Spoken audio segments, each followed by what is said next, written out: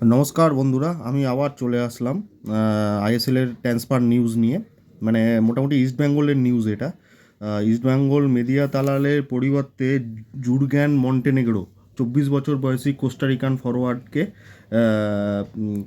মানে নেবে বলে চিন্তাভাবনা করছে।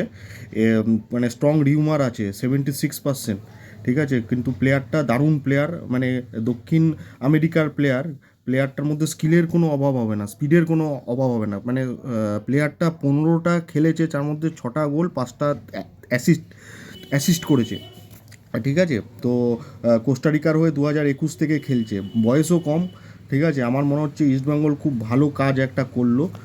মানে আইএসএলের জন্য ভালো, আর আইএসএল সমর্থক আর ইস্টবেঙ্গল সমর্থকের জন্য খুব ভালো একটা প্লেয়ারকে সাইন করাতে যাচ্ছে, যার নাম জুরগ্যান মন্টেনেগ্রো। ঠিক আছে, তো আপনাদের জন্য এই ভালো নিউজটা আমি নিয়ে আসলাম।